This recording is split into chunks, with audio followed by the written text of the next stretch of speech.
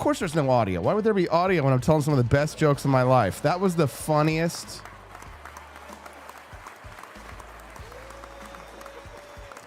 I was making 420 jokes. I was making jokes about psychedelics. Did you at least hear from our illustrious commander-in-chief? It was the funniest stuff. I was making jokes about how yesterday, April 19th, was the 251st anniversary of the battles of Lexington and Concord. The shot heard round the world. And if only they could have known that what they were fighting for was access to those sweet, sweet psychedelics. I was saying that we should... It's 420. You didn't hear Trump either? Wow. Here he is. 80 to 90% reduction in symptoms of depression and anxiety within 1 month. Can I have some, please? I'll take some. I'll take whatever it takes. I don't have time to be depressed. There we go. I'm okay, because it's... You didn't hear the clip. Wow. It's chaos over there in the comment section. Silent Trump is the best Trump, they say. Womp womp. Camellia. Jeez. Already feeling... Welcome to the Wake Up America show. I'm your host, Austin Peterson. April 19th, yesterday, the 251st anniversary of the battles of Lexington and Concord. The shot heard around the world. The morning, a bunch of farmers with muskets decided they had enough of being told what to do by people who didn't respect them, and they did something about it. Farmers like my ancestor, Isaac Wade. And I bring it up this morning because what we're talking about today is that same fundamental question. Who are the men and women, Camellia, actually willing to stand for something? And who are the men who are just performing like they're standing for something? We've got quite a Monday for you. BuzzFeed, God bless them, they still exist. Did you guys know BuzzFeed was still around? I thought that they went bankrupt. BuzzFeed. So lefty that their name alone is a punchline. God bless them. They published a piece last week asking liberal women to spill the tea on why conservative men keep pursuing them. They thought that they were writing a warning. What they wrote was a love letter. I'm going to go through every single quote, and I'll warn you right now, conservative men, you're going to want to pull over the car. This is going to be a great Monday. Then we're going to spend a serious 20 minutes on Tucker Carlson. Not because I enjoy it, because I don't, but because the news broke Saturday that his son, Buckley, walked out of J.D. Vance's office at the White House. And when you connect that to Elizabeth Warren, Nick Fuentes, a Qatari sheik bankrolling his network, and a house he bought in Doha, you start to see a picture every person in this movement needs to understand before November. Tom Pappert from the Tennessee Star joins us at 8 o'clock, filling in for Miltimore. John's being a good family man today and doing stuff with his family, so he couldn't make it today, but we got Tom Pappert. So Tom's going to join us today to make sense of something that is metastasizing on the right now, because Tucker is not an isolated case. There's a man in Florida named Dan Bilzerian, 29 million Instagram followers, lives in Las Vegas.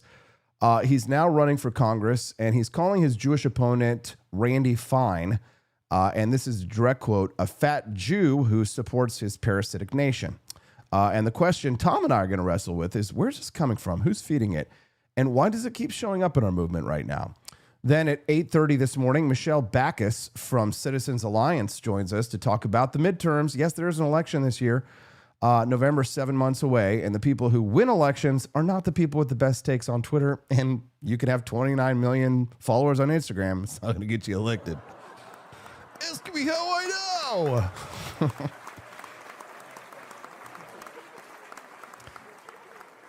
Now, so Michelle is one of the people doing the work out there in the precincts. We're going to hear from her at 8:30 a.m. Central. Good morning, John and Casey.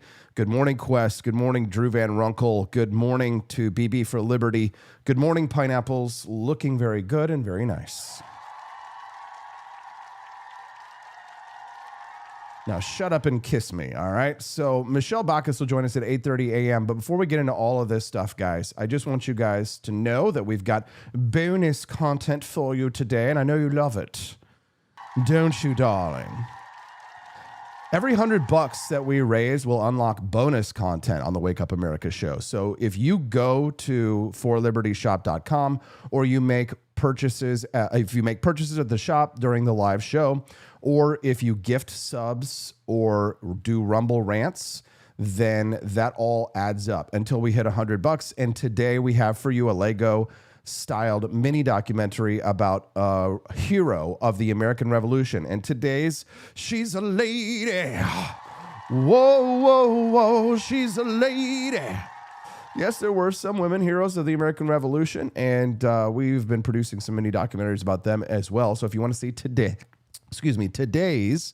then drop those Rumble rants, make purchases at the live shop, and you guys will get to see our little celebration of a hero who fought for our right to party. So the 250th anniversary of the United States, no better way to celebrate it than to head to forlibertyshop.com and check out all of the incredible 250th anniversary merchandise.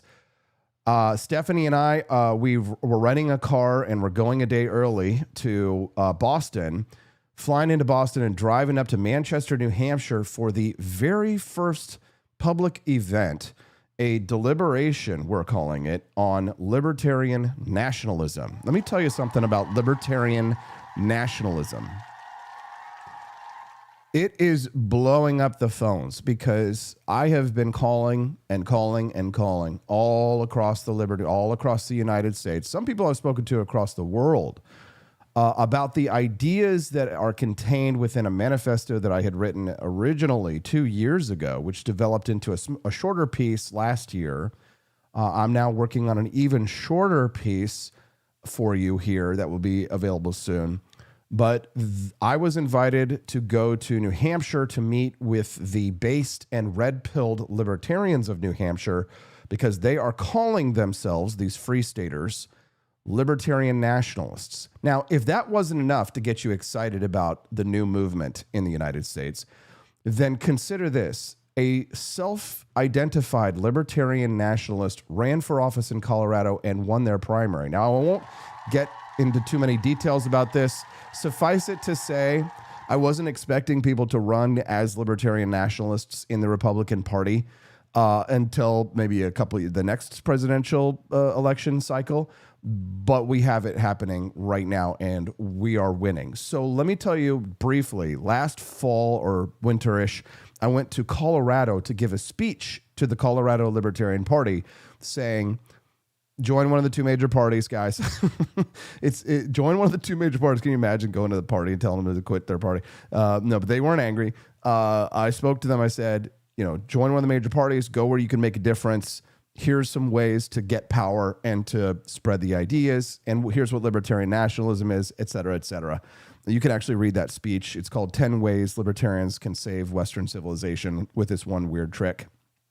And the one weird trick, of course, was to take power.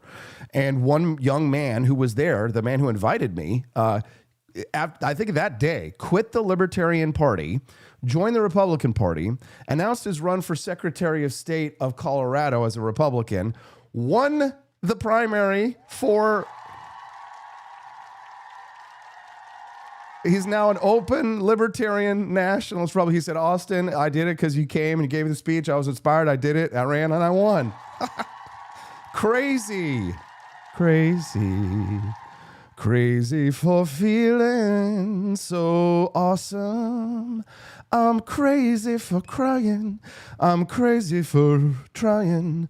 And I'm crazy for love and liberty. Bow, bow, bow. I go out walking after midnight, out in the moonlight, just searching for you. I go out walking after midnight, searching for you. I used to cry. Okay, Austin. Crying on his pillow. All right. Austin, stop it. All right. So BuzzFeed, the same publication that once told you that your masculinity was a threat to democracy, has published a piece, yes, they're still publishing, asking liberal women to explain why conservative men keep pursuing them. Listen closely, Camellia. And they framed this as a warning. They promoted it as a cautionary tale. They wanted it to be a public service announcement. And what they actually published is 17 different women on Reddit explaining in their own words why they cannot stop thinking about us. It's nice to be desired. It's nice to be wanted.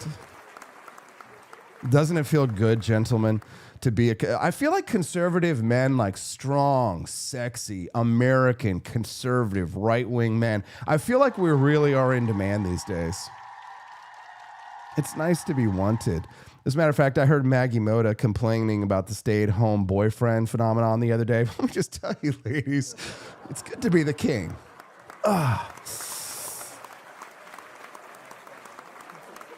I go out walking after midnight.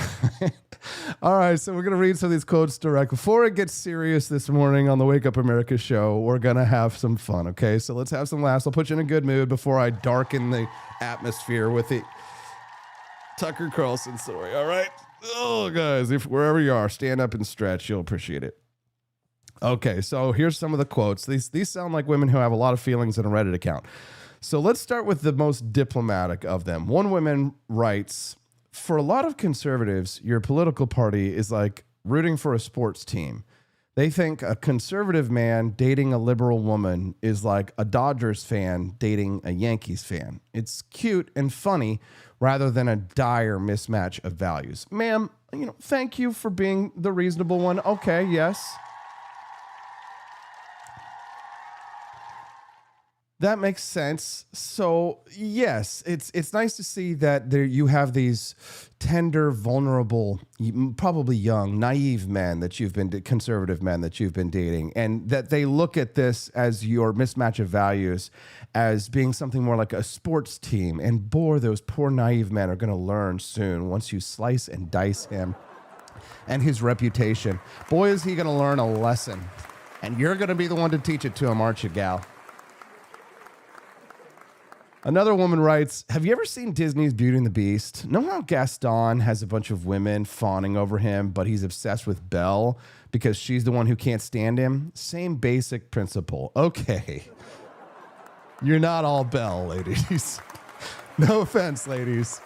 Some of you are the women fawning over Gaston, right? This woman calls Gaston, you lift weights, I own guns, right? I run a show on Rumble. I've eaten more than 6 eggs in my life. I had hard-boiled eggs this morning. Every morning to help me get large. And boy, have I gotten large and small at the same time. Is anybody noticing the pectorals?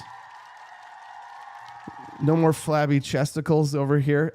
Somebody posted on, I kid you not, somebody posted this on X yesterday. They said, Austin, I truly think that a lot of these lolbertarians who are arguing with you on Twitter, I think that if they were to just take testosterone injections and lift heavy for like 8 weeks, they would come back and they would be like libertarian nationalists. They would have some balls. They wouldn't be like these like Code Pink adjacent Islamo-commies. So what do you guys say? Do you think that maybe there should be mandatory vaccinations? Instead of mandatory vaccinations, there should be mandatory testosterone therapy for American libertarians? Okay. Then when we look back at the diagnostic territory, another woman says, liberal women aren't on them because about their masculinity. Correct, because we still have some. Okay. It may also be the fact that many conservative men believe in women submitting to their husband, so they may figure that liberal women will give up their liberal views after marriage. Now, I'm not going to confirm or deny from the male playbook that this strategy has ever appeared in the playbook, right? But there is sometimes, you might discuss it on I hope that I don't get thrown out of the Brotherhood of Man for this one, but of course, ladies, we think we're going to change you. And if surveys reveal, yes, let's check it up on the Family Feud board. Women tend to adapt to their husband's views? Yes. Maria says, I became more conservative during marriage with age. Isn't that typical? Yes, it is quite typical. So then there's the conquest fantasy woman. Okay, here's where I could get in trouble. Okay, so They like the idea of breaking us and showing us the error of our ways, the ladies say. Yes, we really just want someone who will let us watch football without filing a grievance with the DEI union. But yes, it is fun showing you the error of your ways. And then there's number 16 on this one. I'm going to read this verbatim. A woman on Reddit wrote, "You think your oppressor doesn't want to," well, you know the word, you. "You think your oppressor doesn't want to blank you." That's her warning to other liberal women. Be for real, ma'am. That's not a warning. That's a personal ad. That's a confession dressed up as a political statement. And I want to personally thank you for your honesty. Now, here's what BuzzFeed buried, and I want to understand why they buried it. Because buried deep in this piece, page 6, past 15 complaints, past the Reddit women with grievances, there is a woman who married a U.S. Marine. Good for her. She got a good one. And she writes, "I'm a strong-willed, stubborn, opinionated, deeply passionate woman most men couldn't handle. I know because I checked. It took a big, strong Marine to handle and satisfy me. Liberal guys never really did that on dates. I got bored with them very quickly." Well, ma'am, see, now there she is.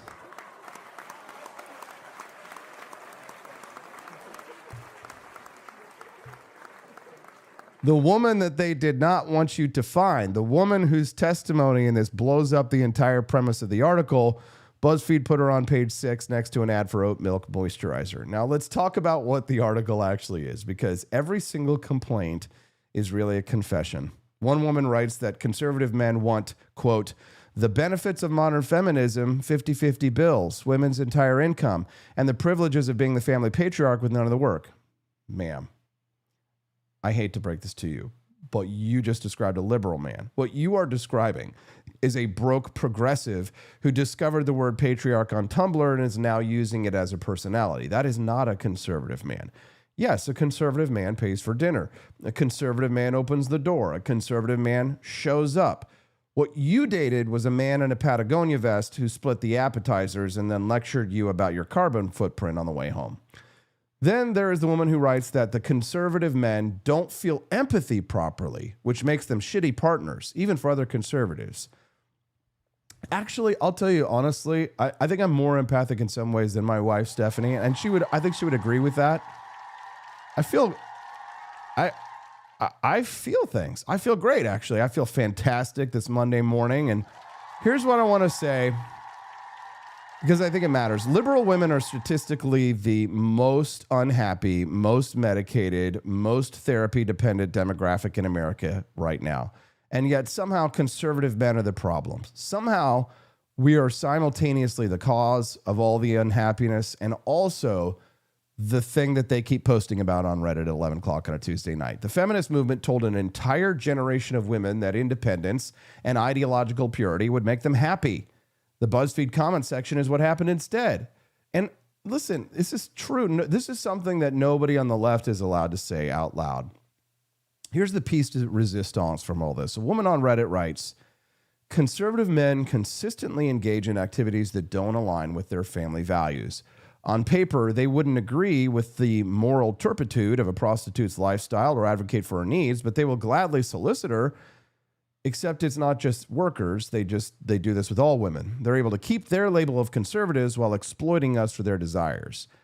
There's nothing admirable or worth championing about conservative men fiending over liberal women, especially in today's political climate." So that is their closing argument. BuzzFeed sent their best. And I want you to notice what happens with this article. So they start with Dodgers fans and Yankee fans. They work their way through Gaston and conquest fantasies for themselves, empathy deficits, accusing us of all of this. And then they land on comparing every conservative man in America to a solicitor of prostitutes. That's the journey. That's the arc of the piece. And somehow between all of that, a woman snuck in and told you her Marine husband handles and satisfies her, and she doesn't miss liberal men at all. Which brings me to the actual point, and the reason that I'm actually covering something like this The actual point of this, the conservative model of masculinity, it's actually not about control or about domination. It's not about any of the things that BuzzFeed needs it to be about in order to justify the article. It's about being a man worth following, a man who shows up 5 days a week, Monday through Friday, 7 to 9 a.m. Central. A man who pays for dinner or earns the pay that buys the dinner. He opens the door. He says what he means what he says. And he's the reason liberal women keep ending up on Reddit at midnight writing about conservative men. It's not because we're villains. It's because somewhere along the way, American culture has told them what they actually want, that Marine, is problematic. And many of them believed it. And now many of them are confused. And that confusion is not funny. It's very sad. Well, some of it's funny. But underneath the funny, it is very, very sad. Because the Marine wife exists. She's out there. She's happy. She's not on Reddit all day long complaining. She's home right now. She's with her kids. She's enjoying her life. She's refreshed. Steffi for Liberty says it in the chat. You're definitely more romantic and sentimental than I am. There you go.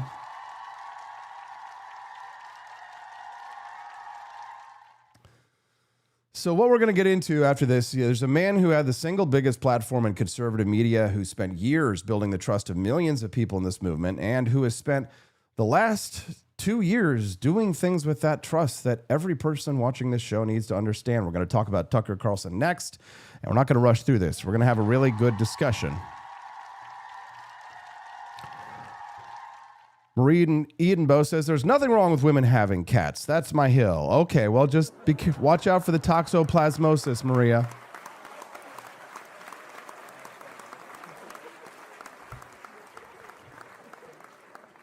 Mindstream is contradictory, and that's okay. We like alternative opinions. They say conservative men are often pretty jaded about feminism and do expect 50-50 financial support. We're in our stay-at-home husband era, ladies. It's time. For tens of thousands of years, you have complained about all of the work that it takes to be a stay-at-home mom, and we've decided that we want to relieve you of your burdens, ladies. We want to be kept soft.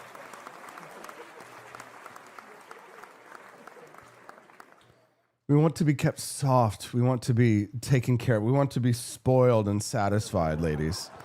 We'll do the laundry.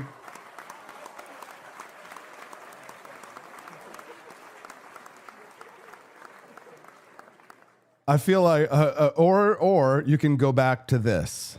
Most men are pretty hopeless when newborn bundles arrive, and they're so incredibly impressed by how women appear to know what to do, and then they think, well, I'll go off and do extra work and make some money, and they justify it in that way. Christopher, I've heard you say this. Yeah, and now you're hearing me say it again. No, but my point would be that I think after the 70s that is actually not true. That may have been true, but I don't think that is true, that men are so less capable of dealing with children and that it's better that they go off and earn money.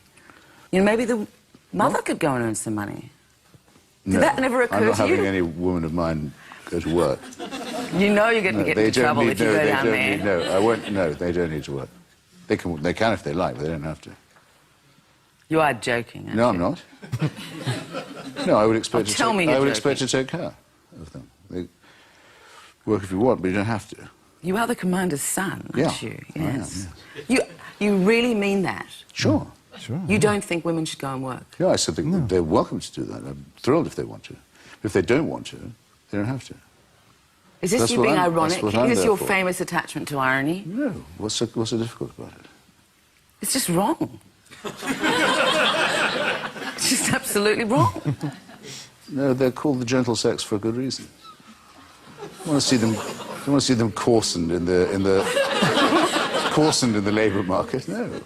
Not if they don't want to. They You're shouldn't feel 61, they shouldn't feel they not have to. 180. No, that's not good. I'm here to look after them. But no one got Christopher, it. I've given you every single chance to opt out of that last statement. No. I mean, that's my view. I don't think a Mrs. Hitchens should have to work. It's been lovely to have you. Thank you so much. It's very nice of you to invite me. Please. I can't talk Steffi out of doing her job. I mean, I keep trying to hire my wife away full time, but she loves to work. But I wouldn't want to coercion her with having to work if you don't want to, Mrs. Peterson. Welcome. Joni Rankin says, music to my ears. Hey. We wouldn't want to coercion you with work. No. Hope you guys are feeling good this morning. This is the Wake Up America show. I'm Austin Peterson. Do we have audio? Check. Mic check. Testing.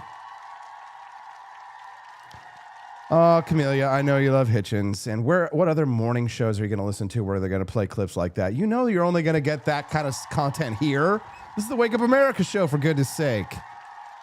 So make sure you click the like button if you haven't already, guys, and drop those Rumble rants and support the content that you know you're not going to find anywhere else. Otherwise, you could be stuck watching this guy. I think U.S. aid, military aid to Israel and the implied security guarantees, some explicit, but many implied security guarantees of the United States to Israel probably haven't helped Israel that much long term. You know, it's a rich country with a highly capable population. Like every other country, it's probably best if it makes its decisions based on what it can do by itself. That country couldn't exist without, not for a week without U.S. backing. America's supporting Israel because it's an ally. I don't even know what those words mean. I'm just saying principle they're an ally, right? I mean, they both... I don't know what that means to be an ally. Qatar is like one of our closest allies in the world. The largest American air base in the Middle East is in Qatar. They're a close ally of ours. Let me get to the nub of the question, since, again, a lot is at stake. A lot of money is at stake. Land is very valuable. Israel has a lot of resources. We have a huge country. This is a country the size of New Jersey with no resources. I come to Israel and the infrastructure, we were flying in, and I said to my buddy, I was like, man, first of all, it looks great. I love the agriculture in Israel because it's beautiful. I love green. I love plants. I remember when it didn't look like that. Yeah. First time I came in 53 years ago. It's great. Israel, which is one of the single ugliest countries in the world. Nothing of beauty has been built there since 1948. Sorry, I've been everywhere in that country, and it's true. Hamas is group of jihadis. They're Islamic extremists, which they also claim constantly, which I don't know if that's true, by the way. It seems more like a political organization. Raised some eyebrows this week when you said that Hamas is more like a political organization than a terror group. I didn't say that. An attack on Western civilization looks like this. It's tribalism, it's identity politics, it's DEI, it's whatever. It's Zionism, it's any belief system that begins with the understanding that one group is morally superior to other groups. Well, just on principle, like every other group in the world has the right to its own homeland except white people? Like what? We don't think in terms of groups as Christians or Westerners. We think in terms of the individual. It's literally that simple. But as long as some groups have a right to self-determination, then every group has a right. It's that simple. Interesting. Tucker Carlson was the most watched host in the history of cable news. He was not one of the most watched. He was the most watched. 5 million viewers a night at his peak. Corporate America feared him. The Washington establishment feared him, and he earned every bit of it. He went after COVID tyranny when a lot of people at Fox were hedging. He went after the deep state when it cost something to say something like that. He gave a voice to working class Americans who felt like they'd been written off by both parties. And because he built all of that trust, because millions of people in this movement handed him their confidence, what happened next is so much worse. In 2019, Tucker Carlson went on his program and said that Elizabeth Warren's economic policy plans, quote, make obvious sense, and that she, quote, sounds like Donald Trump at his best. Elizabeth Warren, the woman who faked being Cherokee to get a Harvard professorship, the woman who has spent her entire career taxing and regulating and redistributing everything conservatives have ever built. Tucker Carlson said she sounds like Donald Trump at his best. Now, that is not a throwaway line. That is a tell. A man who praises Elizabeth Warren's economic vision is a man whose ideology has no fixed address. It is populism without a compass. And populism without a compass doesn't stay still. It drifts. And folks, this man has drifted hard. We're going to talk about that on this show. No matter what it may cost me in terms of sponsors or views or ad dollars or angry comments or death threats, because we tell the truth on this show, and I am willing to pay the price.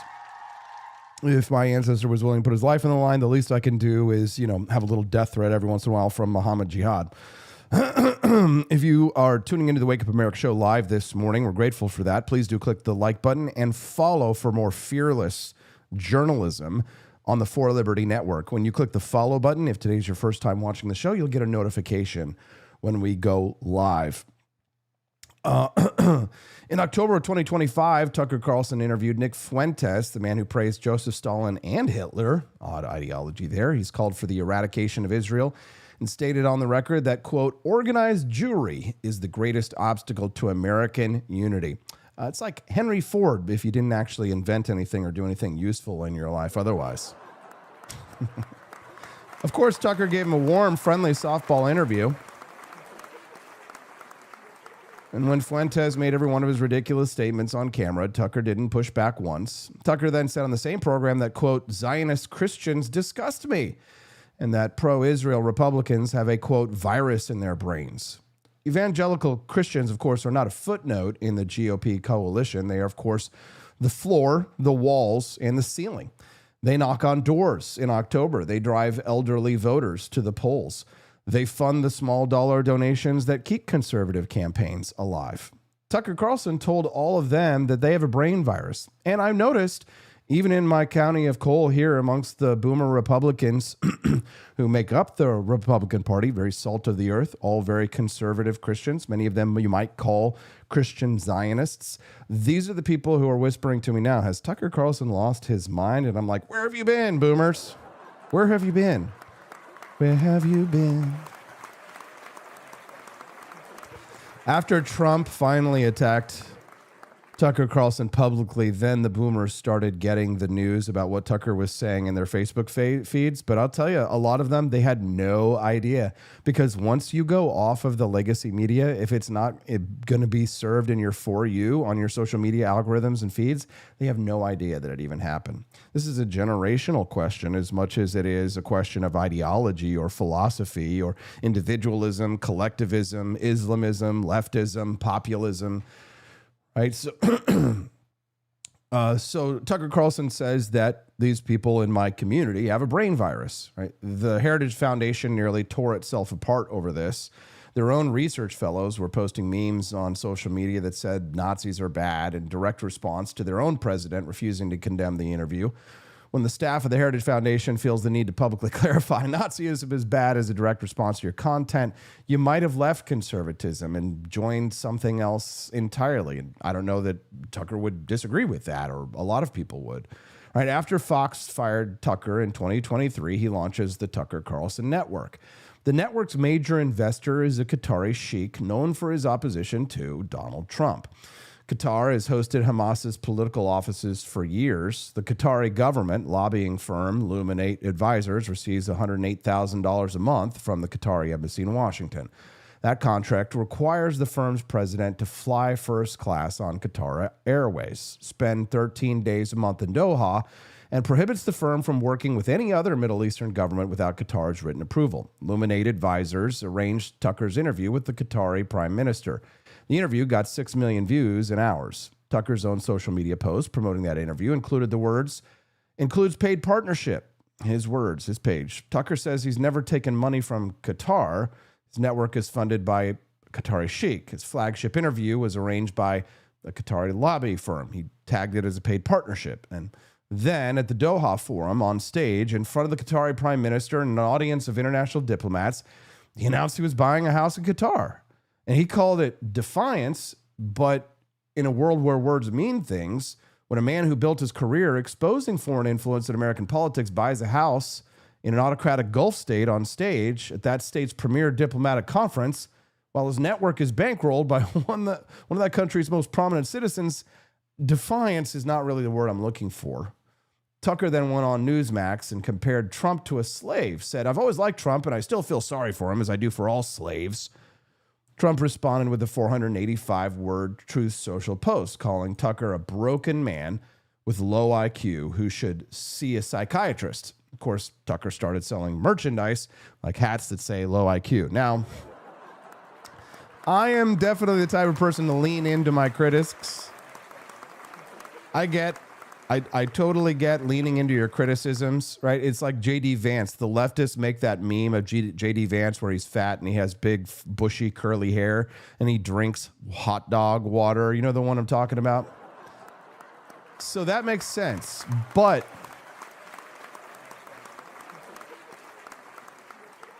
I couldn't see myself wearing a hat or a shirt that says low IQ and doing it on purpose. Now, why are we talking about this? Because Saturday night, Buckley Carlson, Tucker's son, 28 years old, left his position as J.D. Vance's deputy press secretary. The official line is that he informed the vice president's office in December and stayed on for a smooth transition. I mean, Tucker Carlson made J.D. Vance's political career with his own hands. That is documented fact. Tucker invited Vance on his program more than any other Republican Senate candidate in the entire 2022 cycle. He pushed Trump to endorse Vance in Ohio. He pushed for Vance on the ticket in 2024. He sat with Trump and Vance on the first night of the Republican National Convention on the day the VP pick was announced. Tucker Carlson built J.D. Vance. And now Ben Shapiro is publicly telling Vance to stop honoring, quote, garbage like Tucker because it's going to blow up the coalition before 2028. Laura Loomer is calling Buckley's departure a, quote, big positive for J.D. Vance's 2028 presidential campaign. And Buckley Carlson himself posted on social media that Trump works for, quote, the United States, not for donors, Israel, or any other power or lobby group, which is his father's argument verbatim. So here is the full picture. Tucker Carlson praised Elizabeth Warren's economics, platformed Fuentes without a single challenge, attacked the evangelical backbone of the Republican Party, bought a house in Doha while his network was being funded by a Qatari sheik, compared the president to a slave, and is now selling low IQ hats from an increasingly foreign address. Tucker's skepticism of foreign entanglements is not crazy. The libertarian tradition in this country has always asked hard questions about war, and it should. But there is an enormous difference between principled non-intervention and what Tucker Carlson and the American liberty movement has become. One of these things is a philosophy. The other is a business model with a Qatari return address. The people in the movement who knocked on doors and donated and voted and believed, the people who are actually going to show up and try and turn the tide against the Democrats this fall, while Tucker and his ilk are essentially arguing that we should vote for Democrats this fall in order to punish the Republicans.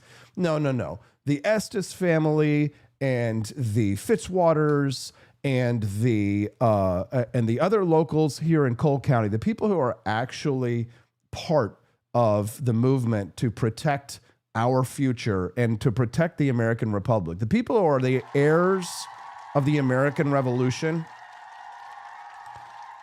those people deserve better than a media figure who cashes checks from Doha and calls it patriotism. Tom Pappert from the Tennessee Star will be joining us here in just a few minutes. If you're just tuning into the Wake Up America show, I'm Austin Peterson, and I'm getting great advice from people like rvolt24 over in the comments who says, how about a shirt that says above average IQ 101? That's a great idea. So if you're just tuning into the Wake Up America show, it's nice to see 105 people joining us live on Rumble. 105 goddamn patriots. Sorry for the language. 113 patriots. Excuse me. Bless you, and thank you for joining us here on the Wake Up America show. If today's your first time watching, you're going to hear fearless, uncensored commentary, as you heard from my sometimes colorful language. I do try and keep it PG to PG-13. Sometimes I do slip up. We love Jesus, but we drink a little. Not in the mornings. A little cold here still outside. I hope you had a beautiful weekend. Here in Missouri, we had a little bit of wind, a little bit of cold, but overall, we got to spend a little bit of time with family, and that's really what matters, isn't it? God bless America. The American family. Got to see my papa. Read some books to the baby, and we did a little shopping. We got some beautiful plants. Everybody was at the garden center this weekend trying to have a good time. Everybody was trying to get ready for the planting of the gardens. Stephanie got herself a beautiful hibiscus plant, so we're going to go for a whole Hawaii theme this summer. We're going to have a fantastic summer, and it's thanks to the views and the likes and the comments from patriots like yourself. So if you're one of the 114 people watching us live on Rumble right now, I just want to say you're a patriot, and I'm grateful for you. Thank you. You're a great American. And some of you may be South American. I wanted to just say also that if you'd like to see our mini documentary that we produce before Tom Pappert gets here, we have bonus content available for you to unlock. So there's unlockables during the show. If you go to forlibertyshop.com, that's the number 4libertyshop.com, check out the 250 Years of Liberty collection. Yesterday, the anniversary of the battles of Lexington and Concord, the shot heard around the world. When you go to forlibertyshop.com, you're going to find incredible 250th anniversary merch that you're going to love and be proud to wear. Stephanie was really proud of the 250th anniversary full zip hoodie. And honestly, I'm very intrigued. I think I want to get it because the zip goes through the flag like that. It's really cool. Check that out. Way to go, Steffi. She made a nice mug. I like the garden flag, the 250 garden flag, but I don't know how I feel about the outdoor rug because do I really want to step on Old Glory? I don't know. I don't know. For whatever reason, also, people really enjoyed the Founding Felines t-shirts. Founding Felines, I guess we have some cat lovers out there.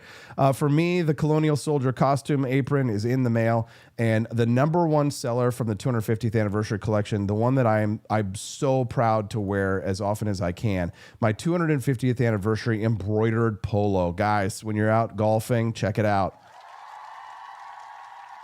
And remember, every purchase that you make during the live show goes to help unlock that bonus content, and we'll play a little mini documentary for you instead of commercials when Tom Pappert joins us live to talk in about 10 to 12 minutes. So Luddick Lore says, my Betsy Ross sneakers are really popular with my colleagues and students. That's cool. Hey, let's check them out. Betsy Ross. There we go. Oh yeah, check them out. On those are a good price too right now, guys, honestly. The Betsy Ross flag men's high tops. That is a really good price because a lot of the sneakers we have to sell for much more. So get that is a good deal if you want them. 1776 Betsy Ross flag sneakers will make you the belle of the ball. Colleagues and students, I'm glad to see it. Head over to forlibertyshop.com, guys. Do some shopping and help to unlock that bonus content. You get a little mini documentary. Also, our show is sponsored by Expat Money over at expatmoney.com. We love having a sponsor. It makes our lives a little bit easier over here, and we're so grateful for our friends over at Expat Money. We love to talk to them about their services, which you can read about for free at expatmoney.com/Austin. Freedom is, of course, easy to take for granted right up until the moment it starts disappearing, and then by the time it's gone, it's usually too late to start planning. That's why a lot of people that I know are planning and thinking ahead now. They're looking at places like Panama, and they're looking at Argentina, thanks to Javier Milei, and they're asking a question a lot of people avoid. If the country does take a hard turn in the wrong direction, I'm staying here, but what's your plan B? Our friend Mikkel Thorup at Expat Money helps people answer the question with second residencies and maybe second citizenships in places where opportunity still exists and freedom still matters. This is about having control over your future, your control, your choices, your future. Don't wait until you're too desperate to wish you had options. Get Mikkel's free Plan B residencies and instant citizenships special report today at expatmoney.com/Austin. That's expatmoney.com/Austin. There you go.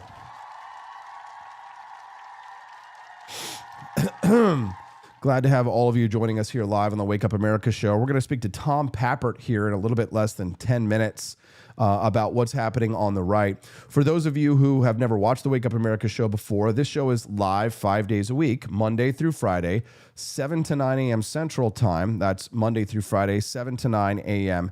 Central Time. Looking at the Wall Street Journal this morning, everybody is taking shots at Zohran Mamdani and his grocery socialism in New York City. It took the world decades to conclude that Marxist economics was more Groucho than Carl.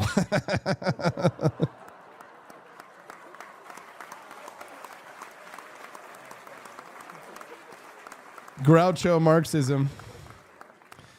Well, Groucho Marx socialism is already on full display in the initial rollout of the mayor of New York's plan for city-run grocery stores. Mayor Mondani said last week the city will build its first store in East Harlem to open by 2029 at estimated cost of $30 million. Now, even in New York City, guys, I know, like, we're talking about millions of dollars. It's like, oh God, I don't know. $30 million. How much does it cost in New York City to buy a grocery store? So I don't know. How much could it be? Here's $100. Go see a Star Wars. I don't know. How much does it cost? It's a lot. Maria says, do you have an experience with the hoodies you sell? Yes, I do. And as a matter of fact, if a hoodie that I have sucks, I take it out of the store immediately. I order them all. I had one hoodie and it was a beautiful design, but it was not as good as it looked in the pictures. And so we took it right down. If we've got something that we don't like in the store, we take it down immediately and we will refund you if it sucks, Maria. So you never need to worry about it because we don't do shady shit with our shop. We call it the Grift Shop. If you go to your browser right now, type in thegriftshop.com. We're going to fix it. We're going to make it right. Stephanie and Brad and Colton and I, we work so hard to make sure that we have excellent customer service because we just know that you could buy a hoodie from anybody. You could literally, I'm sure you could find an American flag on a hoodie somewhere, guys. But when you buy it from us, we know that you're supporting a small business and you're helping us to build this network. And we know you place your trust and your faith in us. And for you, $40, $50, $60 for a hoodie, like I get it. That's a lot of money. And I totally understand. So we will make sure that you are satisfied and that you are happy. And if you don't like it, you can always return it. And you got 30 days for a money back guarantee. No questions asked. You're just going to return it. We care about you guys. We're not going to screw you over because that's the last thing we want. I got a lot of people who are mad at me, but they're mad at me for ideological reasons. Not because I sold them bad coffee or bad products, because I won't do that. I won't do it.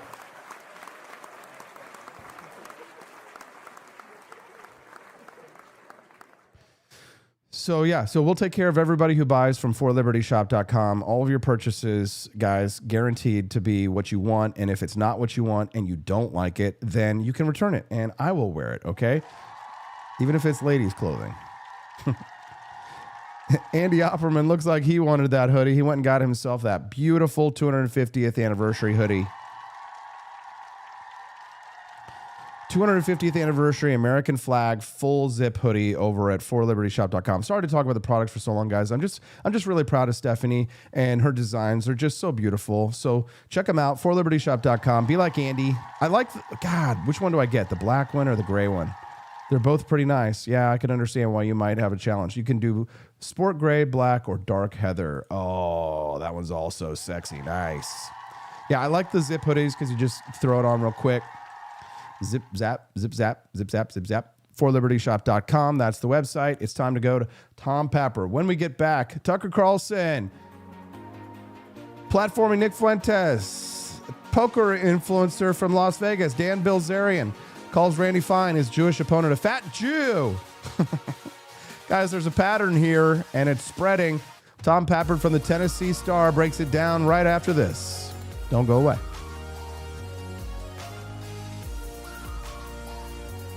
Where businesses never sleep, the technology still crashes. When technology turns criminal, they send up the signal. He's not a myth, and he's definitely not your nephew who knows computers. He installs, he protects, he backs it up, he keeps your business online and out of trouble. Managed IT, security, cloud, support that actually answers the phone. Layer 8 tech. When your network breaks, he wakes. Call Drew before your tech needs a rescue signal. George Washington spent 8 years making sure nobody knew where he was. Troop movements, secret dispatches. The man was a ghost.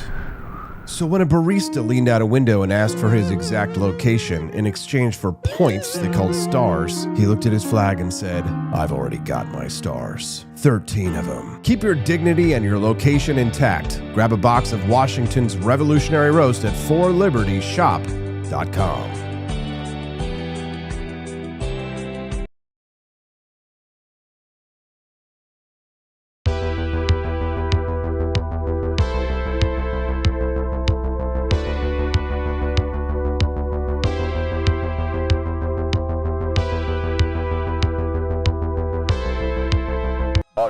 tired of the strange radioactive effects of leftist culture? Do you ever wonder what happened to good old-fashioned American values? Well, fear no more, because there's a new force fighting back against the cultural rot of today. Introducing Culturama, a right-of-center talk show that's taking back the future today. Hosted by none other than blonde bombshell herself, Daniela Pensack. She's not just talking, she's taking culture back. With sharp takes, brilliant guests, and a few surprises along the way. Tune in to the live video podcast twice a week, because the future doesn't have to be weird. It can be Culturama. If there wasn't going to be somebody who was a fiery champion of liberty, somebody who would get out there and who would be aggressive, and if they wouldn't do it with more fire or passion than I had, then I would go and I would fight this battle for us. I've fought for the principles that we all share. Parties tend to be secondary to me. We're here because we believe in the principles of liberty. I am not a perfect messenger, but I think I'm a damn good one. This is a replica of our first president's flintlock pistol. You have my full support, my respect, and my gun.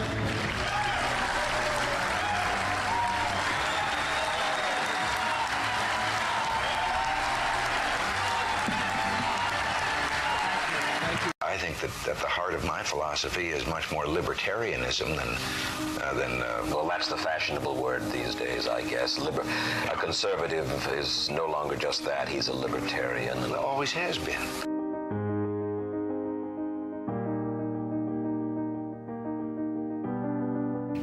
Yet any time you and I question the schemes of the do-gooders, we're denounced as being against their humanitarian goals. They say we're always against things, we're never for anything.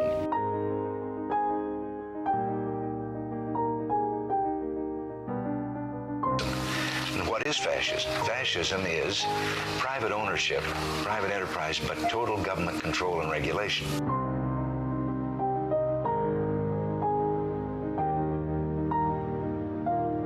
Well, the trouble with our liberal friends is not that they're ignorant. It's just that they know so much that isn't so.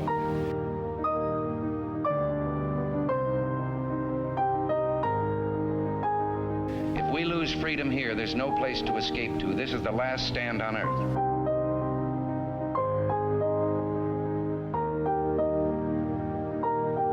This is the issue of this election. Whether we believe in our capacity for self-government or whether we abandon the American Revolution and confess that a little intellectual elite in a far distant capital can plan our lives for us better than we can plan them ourselves.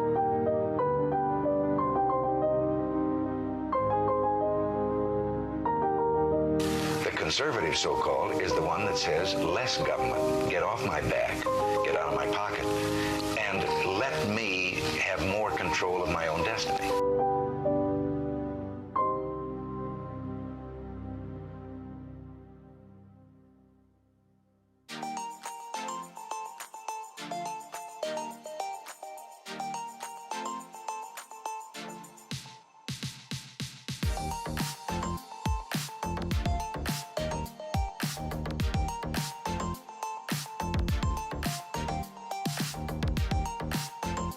The left in America tells us not to have kids to save the planet, but in Cuba, they stopped having kids because the state destroyed the earth. Collectivism doesn't create justice. It creates shortages, corruption, and power for the few. I've not just seen it, I've lived it. My family escaped it. Now the same failed ideas are being sold to a new generation. I'm here to expose the lie and defend liberty. From Cuba to Argentina to the United States, the freedom movement is rising. Cafecito Libre is the exile voice of economic truth. Cafecito Libre, premiering March 3rd as part of the For Liberty Network, only on Rumble.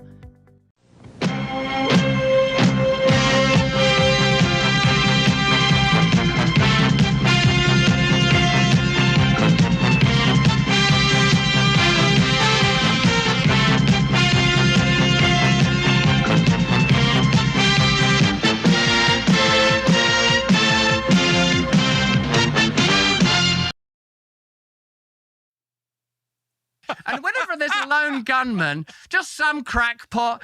Hey, these crackpots, I noticed that a lot of the time they do stuff that really benefits the most powerful interests in the world. I tell you what, the powerful should start using these lone gunmen because, there's a natural alliance. It's a good fit. It's like Coca-Cola and McDonald's. The two of them go down like Coca-Cola, McDonald's, and the Olympics, like Coca-Cola, McDonald's, the Olympics, and satanic festivals where you mock Christian imagery. The whole thing should get together. And if you find people that are prominent and outspoken and willing to risk their lives, probably what you should do is shoot them dead and then blame like something that will work in the culture, like, I don't know, trans people. that would work. Knowing in your heart of hearts that Christ would love and minister to all of us, seeing us all as one family. I'm not interested in race. I'm not interested in colour or skin or sexuality, although I am a bit interested in sexuality. All of you don't make a god out of it, whether you're a heterosexual, homosexual, single, celibate, whatever you are. Anyway, so I got in a lot of trouble.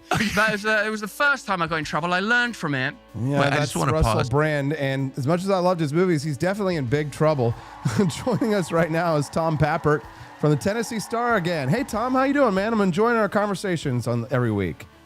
Well, doing well here, Austin. I enjoy it too, and I enjoy the Wake Up America audience. You have good people. Thank you very much. Yeah, we work really hard to build a positive, non-toxic community. But let's talk a little bit about the Russell Brand Tucker Carlson interview that we just listened to there. That's Tucker Carlson talking to Russell Brand about, essentially casting shade or skepticism on the concept of a lone gunman theory of Tyler Robinson.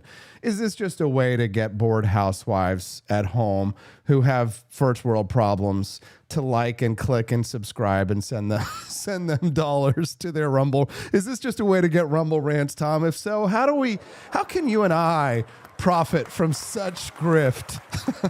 Is that pure concentrated grift right there?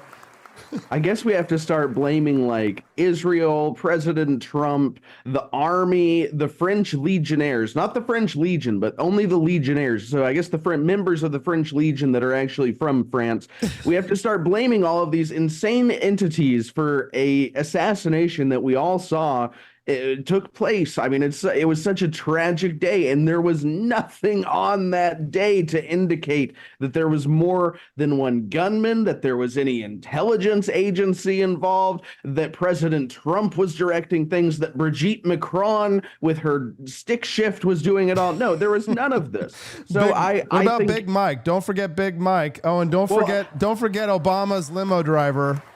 I will say, I think the Big Mike situation, those allegations are separate from all this. If Candace Owens had made a 10-part documentary about Big Michelle Obama, we would be having a different conversation right now. But no, instead, she charted a path going into the uncharted, insane waters. And now you have, I guess, has-beens like Tucker Carlson and Russell Brand. Like, who even is this guy at this point? He comes out of nowhere a couple years ago. He takes over the conservative media in America and in Canada and in the United Kingdom. And then 6 weeks later, he's got like sexual abuse allegations. But so then he gets really Christian. He goes out there and he talks about God in his weird little British and extremely impressive way. Mm-hmm. And people seem to think that he's authentic. No, I think that this is embarrassing. I think this is two men that are trying to catch some of the benefits of being in the wake of Candace Owens, and they should be ashamed of themselves. Tom, I don't want to, first of all, agreed. I don't want to incriminate myself in the future, but I feel like as an honest man, I should tell you that if I'm ever in big trouble and then you simultaneously see me joining some church, I just want you to know, like, you might have reason to be suspect, FYI. But nevertheless, that's the great thing, though. I don't even think you have to join a church. I don't think you have to like profess your love for God. You just have to talk really fast with a British accent in an interview and talk about God and say that God wants me to win. And then people will, I guess, give you their money. I did some research. There's actually some numbers behind this. Americans and their tastes. It is a fad right now that Americans like to listen to people with foreign accents doing the same content that they would listen to people who are Americans do, because it's not cool to be an American anymore. It's not cool to support Trump anymore. If you're a Tucker Carlson fan right now, then you have to buy into the whole package, which means anti-Trump. It means. I mean, strangely, they've kind of joined with the Never Trumpers. Like, if you were with the Bulwark 2 years ago, then you're with Tucker Carlson now. In some ways, like, I'm supposed to jump ship off of the Trump train, despite all the wins that he's giving here and there. I mean.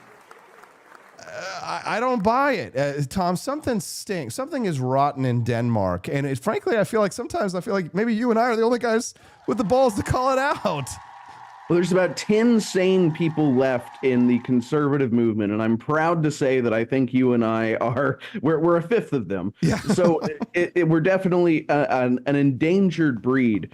But I do think that with Tucker Carlson, what we're seeing is probably almost more a return to form. I remember in 2017, this is, a year into Tucker's very successful Fox News program where he pretended to be a conservative, or at least that was who his writers wrote him to be on that show. And there were all these articles at the time saying, what happened to Tucker Carlson? And they were not appearing in the Breitbarts of the world. No, they were appearing in The Nation, The Atlantic, major left-wing, far left-wing publications and neoconservative publications. And they were all mourning the loss of their friend. What happened to Tucker? He was our goofy little guy with the bow tie who loved the Iraq war and celebrated global woke, our globalist woke agenda. And then Tucker Carlson leaves Fox News, and what are we all doing? We're having the same exact conversations they were having. So what I think perhaps is really being exposed here is that Tucker Carlson is a chameleon, and he'll change his spots to suit the environment he's in. He was in a Fox News conservative media environment, so he changed his spots. Now he is in a, I guess, post-truth, Middle Eastern funded, potentially, allegedly environment, and he's changing his spots to suit that. Tom, you and I, we know how the news works. If you read the New York Post, you scroll down all the way to the bottom and then all the way to the right, you'll find the least most pertinent news. And usually that news is media, right? What is a media person saying about something? Because really, I mean, I know it'll drive Bill Maher crazy, but I saw Bill Maher on there and I was like, oh, Bill Maher wants to be front and center, top left, big page news. But right now he's being relegated to the back pages because who gives ultimately two shits what media people think? And that doesn't exclude us from that. We're not beyond that criticism. But what matters is what happens in the Oval Office.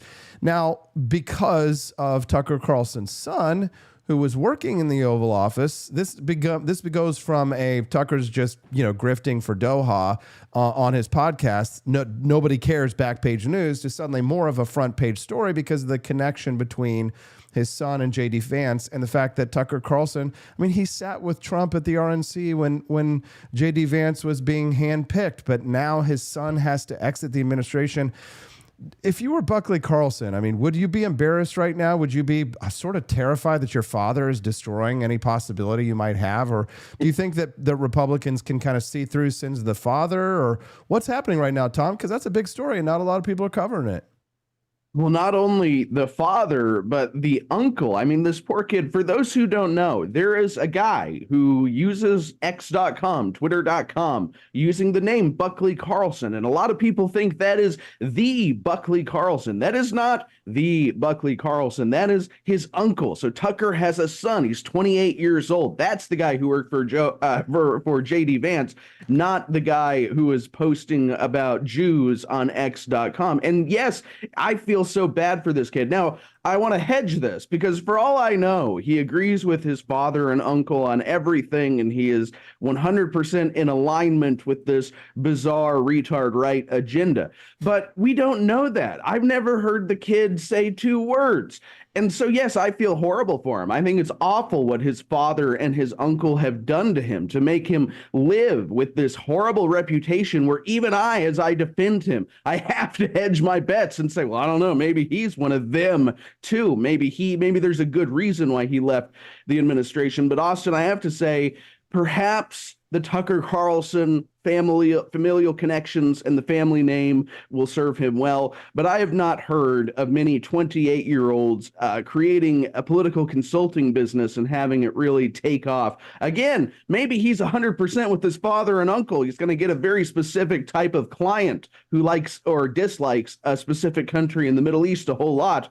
But I just don't see how this kid's going to be successful because of the stink that his family has left him. That's very sad. And I would never be the person to say, without having heard a word that he said, I would never put him in a box and say, you are responsible for the views of your father or of your uncle, because I think that's entirely unfair. And I would judge Buckley Carlson on his merits. And, I could see someone who's 28 years old who has some White House experience at that level, founding a credible consultancy. And I want to give everybody that chance, that entrepreneurial chance for sure. So yeah, I do think that if he does express the views of his uncle or his father, I think that, yeah, you're right. It will put him in a very specific camp.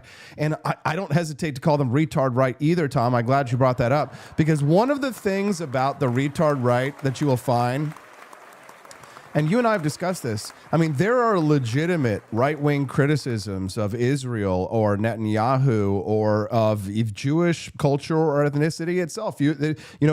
Everybody is fair game in my world, right, in terms of criticisms as we work our way along to the good. But when you see this Instagram influencer by the name of Dan Bilzerian, he's running for office against Randy Fine, calls him a fat Jew. That's no longer sort of an ideological, philosophical criticism or decision. I have the interview that he did with on One American News with Matt Gaetz about his campaign. Let's take a listen, Tom, and react. How much are you prepared to spend of your own wealth? I don't know, maybe $1 million. Hopefully we can raise a decent amount of money, but if I have to, put it up, some of it myself, I'm willing to do that. I've self-funded a bit. I think that this is going to be one of those things where we are going to be kind of fighting an unconventional war here. The goal is to mobilize the young voters, get them out there, and get them to actually have an impact about something they care about. I don't think up until this point there was anything that really motivated them to the point where they would get off their and vote. But I think they feel very strongly about this issue. I think the youth is more informed than they've ever been because of social media, and because all this information is being packaged. I don't want to sound cynical, Tom, but if you're waiting for the youth vote to show up for your campaign in Florida, it's specifically the anti-Jew youth vote. So TikTok brain-rotted kids who sit around all day watching algorithm promoted degenerate filth about how all of their problems, the reason why they can't get a girlfriend, why they got rejected from college, none of this has to do with any of the institutional infrastructural problems in the United States that we can actually fix, and Trump and J.D. Vance are trying to. No, you must blame Israel. That is the Dan Bilzerian voter. I think, honestly, there's probably, 10,000 of these people across the entire country, just enough of them to fill a live chat and make it seem like there's a whole lot. Well, Tucker Carlson says that conservative Zionists, the type of people who actually knock doors and staff conservative campaigns in small counties like Cole County, Missouri, where I'm from, probably whatever county you're from out there in Kansas, the conservative Christians who are the mortar of the Republican Party. Tucker Carlson says that they have a brain virus and that he hates them more than he hates anyone. What's the strategy here with kind of, chastising or attacking the absolute base of the Republican Party? What's the long game in that kind of a strategy there, Tom? It doesn't seem to make any sense. It can't be anything other than ideological agreement with America's enemies, the people who hate us, who want to kill those people because of their strong stance on not just Judaism, but Christianity as well. Well, there seems to be this big concerted effort, and I almost wonder if there's not money involved to turn Catholics against Protestants and have all of this. And by the way, both of those two groups have to be against Jews, but then everybody has to ignore the Muslims. And it's just bizarre. You take a person like Tucker Carlson. My understanding is he's Episcopalian, but he admitted a few months ago, maybe a year ago now, that he hasn't gone to church since 2020. But he's going to get up there and he's going to call Ted Cruz, who I disagree with theologically, but who has his butt in a pew every Sunday, I guarantee it. He's going to call him an evil, horrible person. I mean, it's beyond the pale. And the only thing I can think is that the goal seems to be, and it only seems to be happening online, but the goal seems to be to create a bunch of religious infighting in the United States, while we all ignore that we agree on 95% of everything. And by the way, there's people out there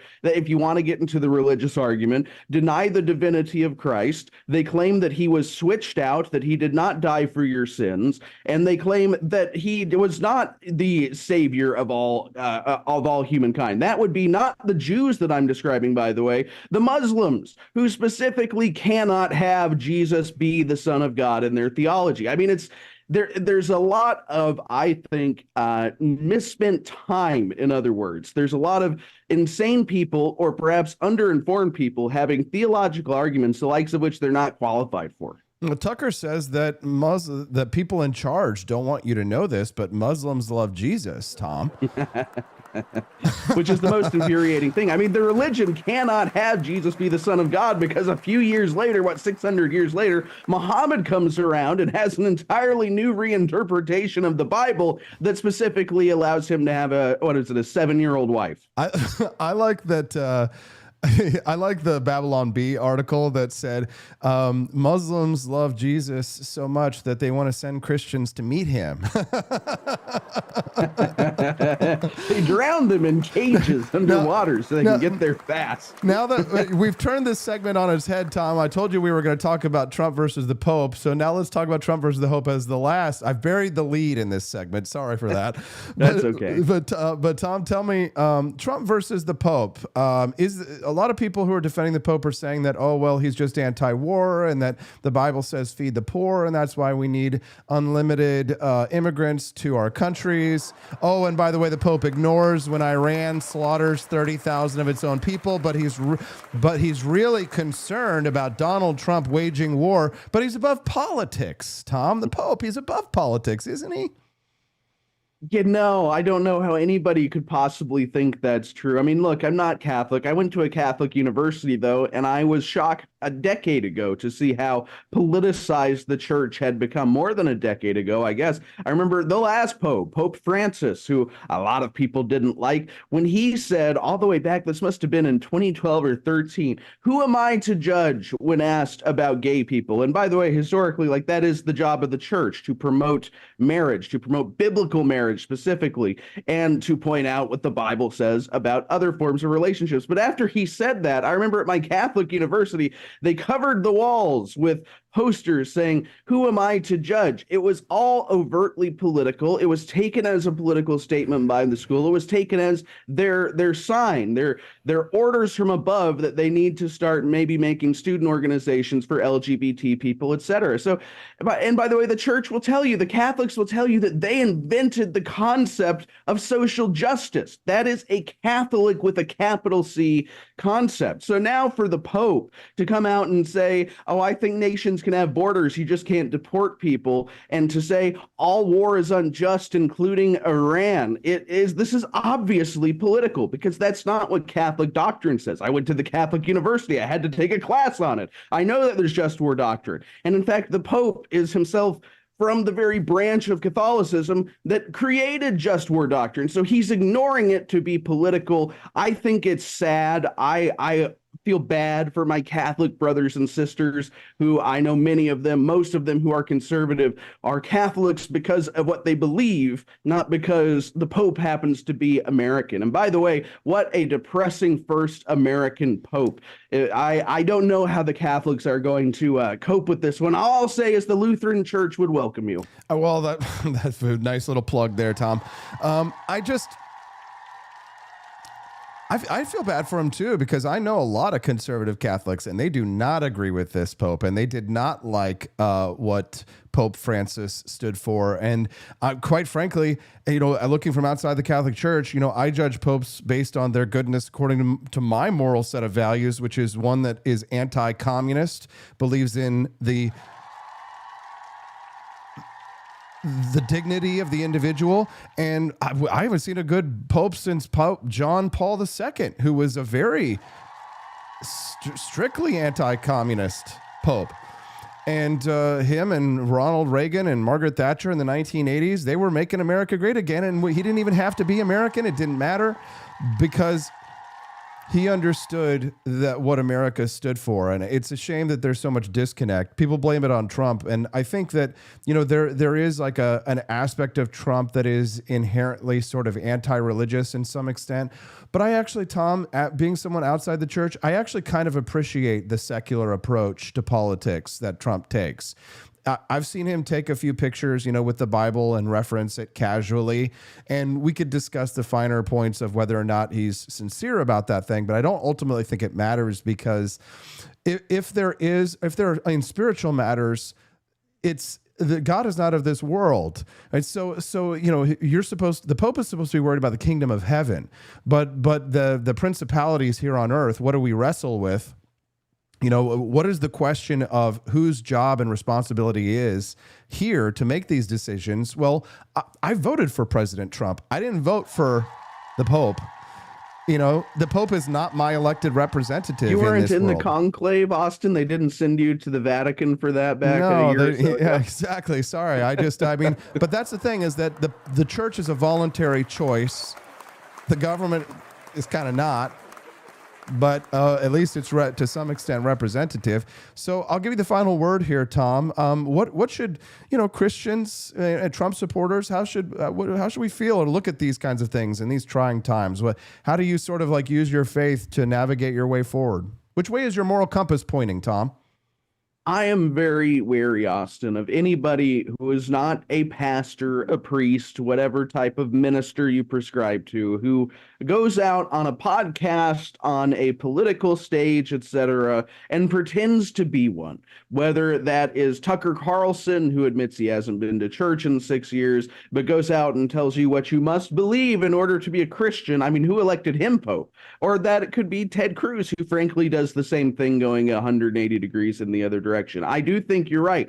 I think that the President Trump, J.D. Vance approach to faith and public life is the correct one, because they're not selling it to you. They might tell you how it informs their view, but they're not trying to sell you that in order to be a true believer, you must do exactly what I say, as Tucker does when he says, essentially, you can't be a Christian and support the 21st century geopolitical entity that has existed for almost 100 years called Israel. Or Tucker Carlson, who says, you must, in order to be a Christian, you must support beyond all else that same geopolitical entity in the Middle East. I think that is the real red flag, whether it's happening on either side. If somebody is weaponizing your faith, their faith, in order to sell you a political position, they're probably not worth listening to. Tom Pappert, Tennessee Star.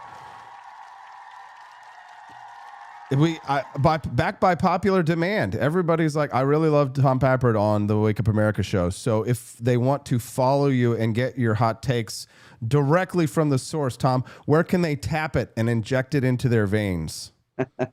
The best place, Austin, is at Real Tom Pappert on X. And if you want to read me in long form, go to TennesseeStar.com and you can read my latest writing there. There we go. His latest writing, the Tennessee Star. One of the freest states in the nation. Tom Pappert's a great representative. Have a good one, Tom. You do the same, Austin. Thanks for having me on. Yeah, there we go. We've got some midterms coming up, and I'm going to tell you guys right now something you already know. Republicans are not the solution to all of your problems, but Democrats are pretty much the cause of all of your problems.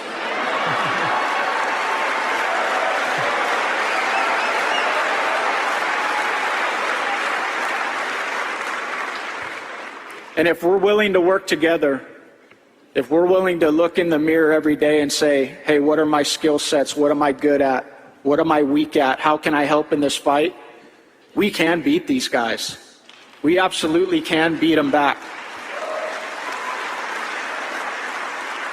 You guys know exactly what the Democrats are going to do if they flip the House, right? They're going to impeach the president on day one. And so much of his agenda that's starting to get rolling and rolling and rolling, it's going to come to a grinding halt. And that's why we need the people of this state to step up and get it done.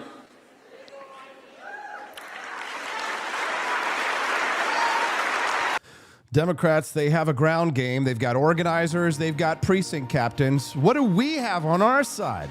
We have Michelle Baucus from Citizens Alliance for her first appearance on the show after the commercial break, unless you unlock that bonus content. Head to forlibertyshop.com, drop some Rumble rants, and I'll play the mini doc for you guys instead of commercials. We'll be right back.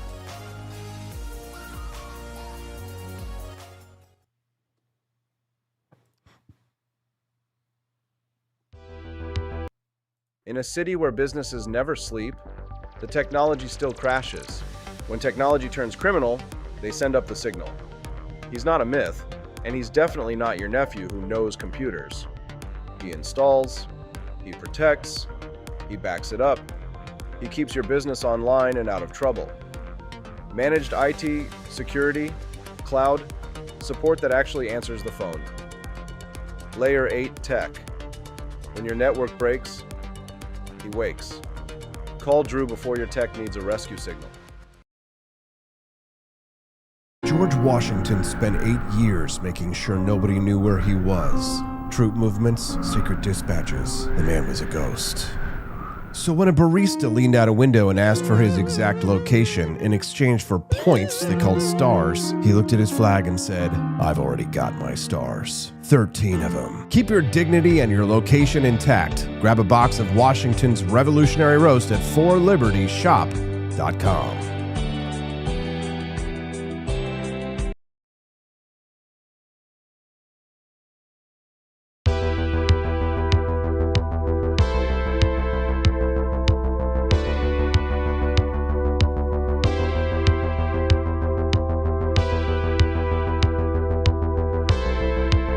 Are you tired of the strange radioactive effects of leftist culture? Do you ever wonder what happened to good old-fashioned American values? Well, fear no more, because there's a new force fighting back against the cultural rot of today. Introducing Culturama, a right-of-center talk show that's taking back the future today. Hosted by none other than blonde bombshell herself, Daniela Pensack. She's not just talking, she's taking culture back. With sharp takes, brilliant guests, and a few surprises along the way. Tune in to the live video podcast twice a week, because the future doesn't have to be weird. It can be Culturama. If there wasn't going to be somebody who was a fiery champion of liberty, somebody who would get out there and who would be aggressive, and if they wouldn't do it with more fire or passion than I had, then I would go and I would fight this battle for us. I've fought for the principles that we all share. Parties tend to be secondary to me. We're here because we believe in the principles of liberty. I am not a perfect messenger, but I think I'm a damn good one. This is a replica of our first president's flintlock pistol. You have my full support, my respect, and my gun.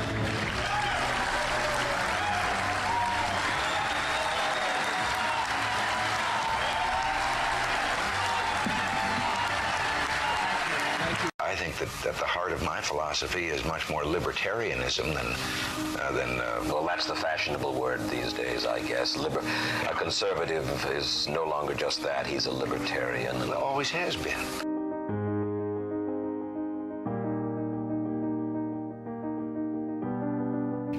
Yet any time you and I question the schemes of the do-gooders, we're denounced as being against their humanitarian goals. They say we're always against things, we're never for anything.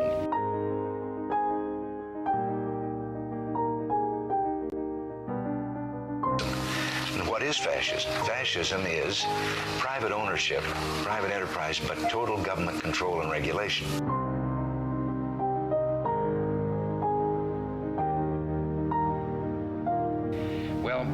the trouble with our liberal friends is not that they're ignorant. It's just that they know so much that isn't so.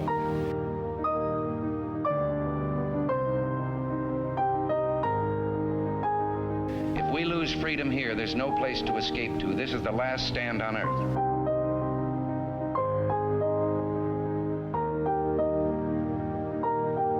This is the issue of this election. Whether we believe in our capacity for self-government or whether we abandon the American Revolution and confess that a little intellectual elite in a far distant capital can plan our lives for us better than we can plan them ourselves.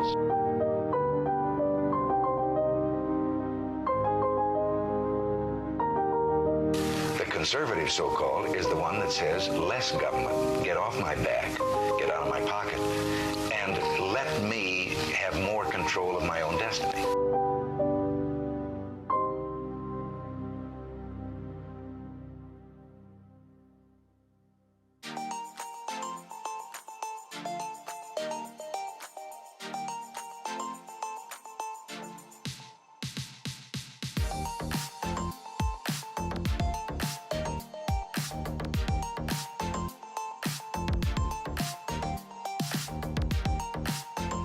The left in America tells us not to have kids to save the planet, but in Cuba, they stopped having kids because the state destroyed the earth. Collectivism doesn't create justice. It creates shortages, corruption, and power for the few. I've not just seen it, I've lived it. My family escaped it. Now, the same failed ideas are being sold to a new generation. I'm here to expose the lie and defend liberty. From Cuba to Argentina to the United States, the freedom movement is rising. Cafecito Libre is the exile voice of economic truth. Cafecito Libre, premiering March 3rd as part of the For Liberty Network, only on Rumble.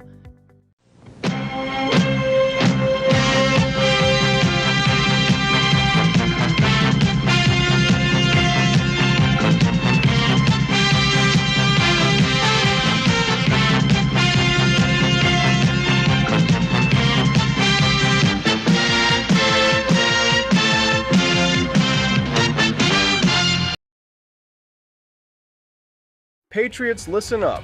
The sun's out, the shades are on, and the Gulf of America is wide open for business. This summer, don't show up to the beach looking like a landlocked liberal. Gear up with the Gulf of America collection. Towels, tumblers, shirts, hats, fanny packs, because nothing says freedom like cannonballing into liberty with style.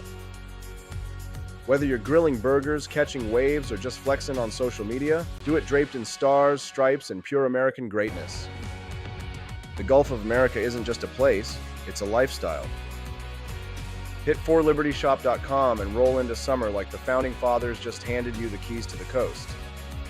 Beaches, BBQs, and bald eagles approved. You should too. Head over to forlibertyshop.com and get your Gulf of America gear. Summer is coming fast. That's forlibertyshop.com.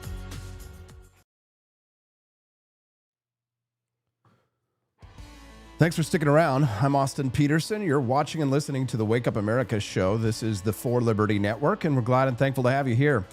Well, the Democrats have a ground game. They've got organizers, precinct captains. What do we have? Republicans can lose no more than 2 House seats in November in order to keep the majority. Democrats need 3. The map is tight. The enthusiasm gap is real. It always is in midterms. And the people who actually decide midterm elections are not the people yelling on social media. They are the people doing the unglamorous work of voter registration and precinct organization right now in April. Michelle Backus is with Citizens Alliance. She's doing that work. Well, Michelle, first time to the show. Welcome to the show. Glad and thankful to have you here. Thanks, Austin. It's great to be here. Michelle, tell us what is Citizens Alliance? Who are you fighting for? Where are you focused right now? What are you trying to accomplish?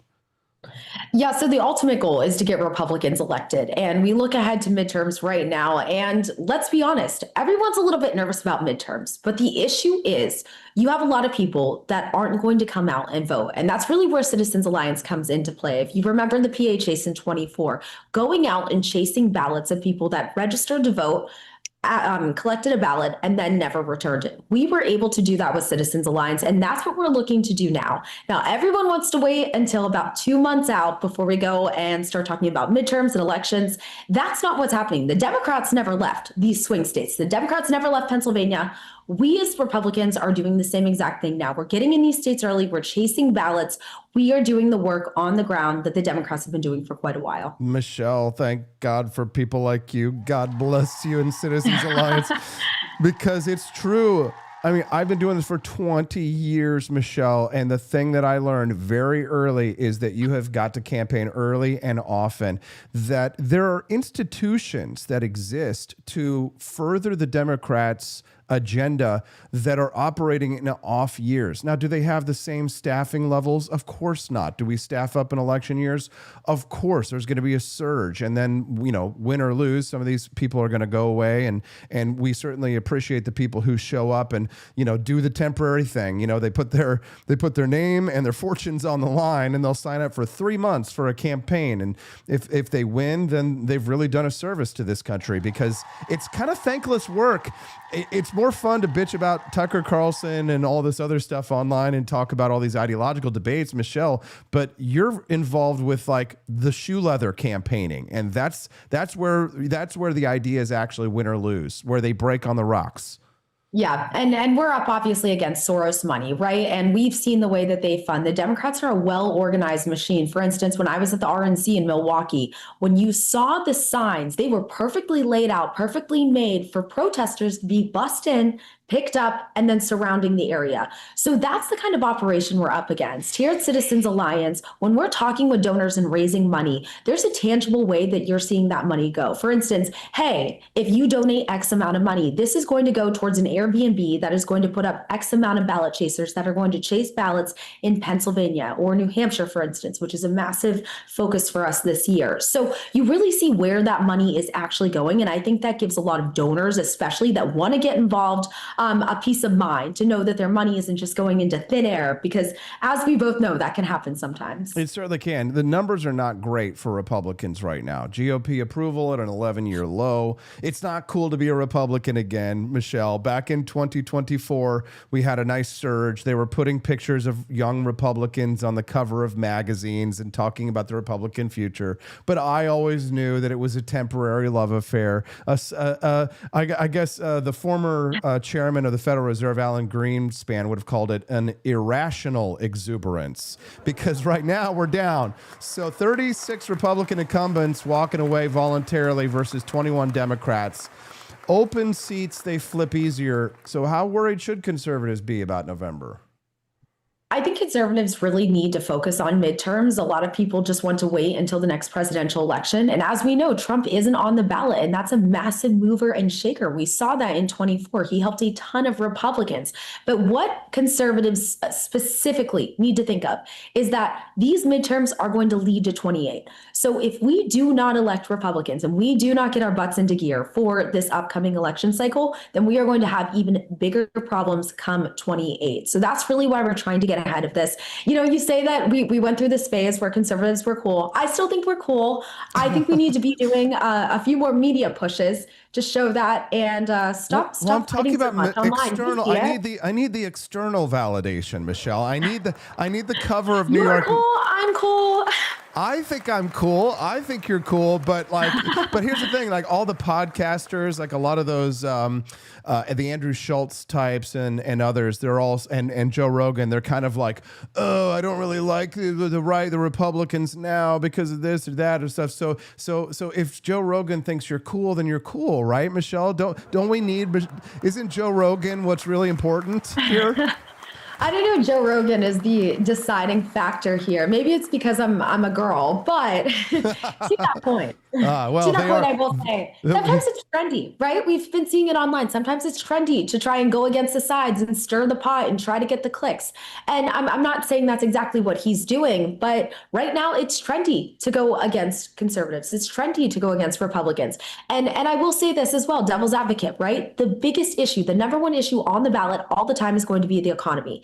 And right now we're looking at what's going on in Iran. And I think that if we can wrap this up, which Trump has been pretty transparent about and said that it's going to happen quickly, and get gas prices down, which he said is happening, we will be in a much better place. And that's ultimately, I think, what causes a lot of insecurity and fear, especially between Republicans. Michelle, you're pretty savvy. This is your first time on the show. We're glad to talk to you, and I appreciate your insight here. If you're enjoying this content, make sure you click the like button and follow as well. Michelle Backus is from Citizens Alliance. She deals with the shoe leather, the actual campaigning. She's the person putting powder in the muskets, making sure that the patriots on the front lines have plenty of fuel for the fire. So let's talk about voter registration, because that's where midterms are won and lost before a single vote is cast. So where are the biggest registration gaps on the conservative side right now? What is Citizens Alliance doing to close them? So Citizens Alliance actually partners with Turning Point and other organizations. So we specifically go and chase those ballots. Once voters have registered and they are requesting a ballot as a Republican, and we see that they have not turned it in, that's when we get involved, come in, and ensure that we are helping them to return their ballot. For instance, in Pennsylvania, ultimately, we had boots on the ground in Pennsylvania 24. That's ultimately what was able to get Republicans over the hump, chasing down those ballots. We put people in Airbnbs, we hire people. We'll have a massive staff this year going out. You look at these houses. Hey, so I saw that you requested a ballot for the election. I saw that you're voting Republican. We'd like to help you turn that in. So we are specifically on the ballot chasing side. Obviously, we work with Scott Pressler, who I'm sure you know, a superstar, as well as Turning Point, and we're doing a lot of big things there as well.